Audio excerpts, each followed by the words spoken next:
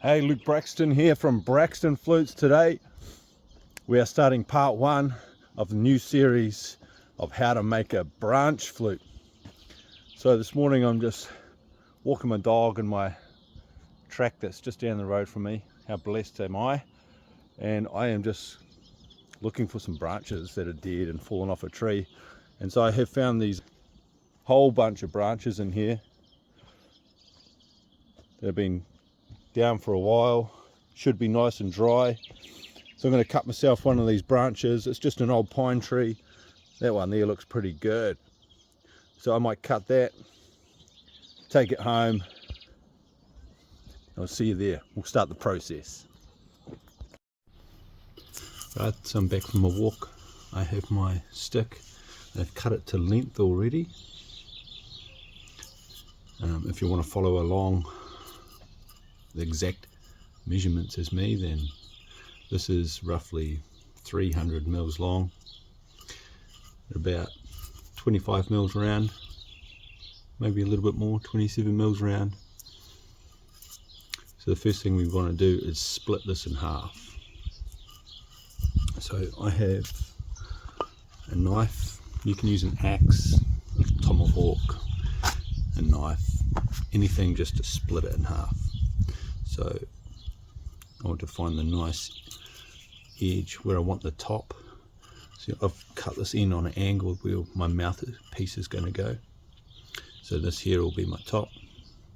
That's where the sound hole and stuff will be.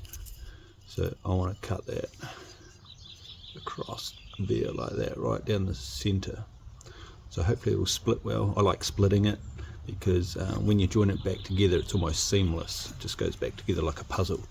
You can use a bandsaw or something to cut it, but I prefer to split it. And the only problem with it, that is there's possibility that it might not split where you want it to.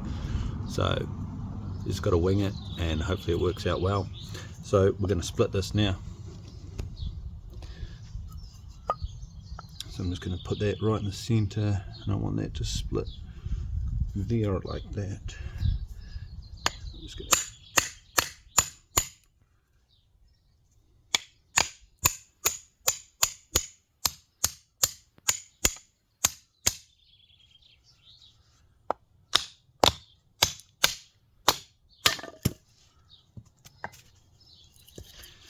just like that. We have a beautiful clean split, pretty much down the middle the whole way.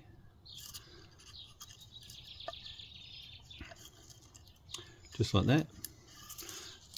And so when it goes back together, pretty much seamless.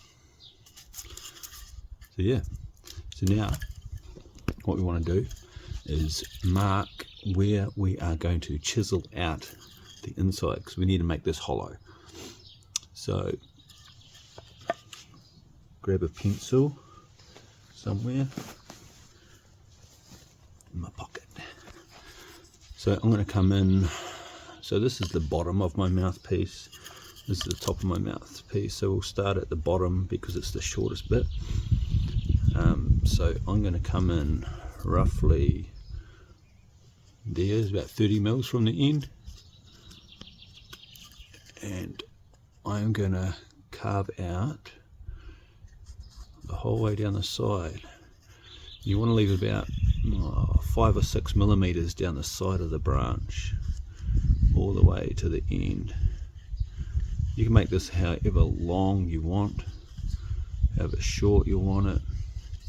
I like leaving a little bit of meat at the bottom, so we'll just come into about the same distance from the top, about 30 mils each end, and then we'll just run our, I'm just using my finger as a guide down the stick, 5 or 6 mils. This is just roughly, it doesn't have to be exact.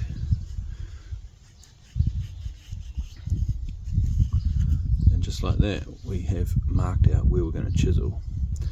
On a Native American flute, they have another chamber which is called the slow air chamber, which they'd have another they'd leave a piece of wood there and they'd hollow out the rest there, so there'll be 2 parts. But we're not going to do that. We're just going to skip out the slow air chamber and we're just going to go straight into the chamber.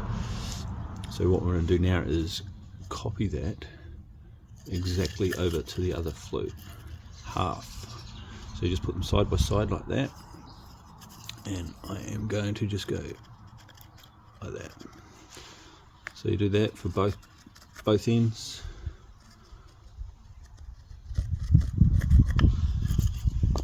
Same again, just use your finger as a guide, 5 or 6 mils. Just run your finger and pencil down there like that.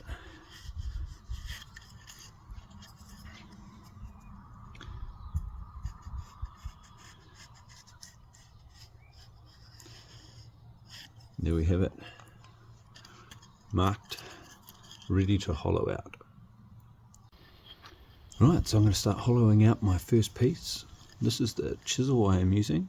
It's a half round chisel, and I like it for scooping out the inside of this branch because it's round. So round chisel. If you don't have one, I'm sure it'll work if you just use a normal square chisel, but might be a wee bit difficult, but it'll work as long as you can hollow it out. Yeah, I'm sure it'll work. So we're going to start that process, and I'll start it. I won't video the whole thing because that'll be painfully boring.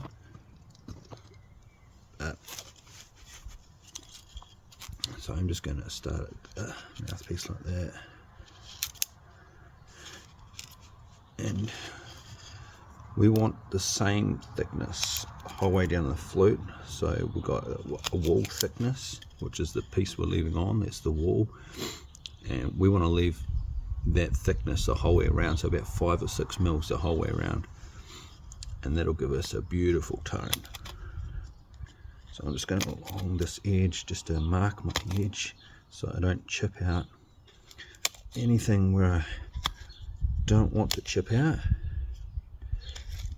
And we are just going to go along. This is the boring part of making a flute. It's very time consuming, it takes a long time. So yeah, if you got the patience for it, it's very rewarding at the end. So when you choose a branch, make sure it's dry, and make sure that it's a soft wood, because if you're using a hard wood, it's very hard to chisel out. So I find pine very easy to use. It's very accessible anywhere, and it's quite soft and easy to chisel out. So I'm just going to go through this process, chisel out both pieces, and I'll see you on the next video.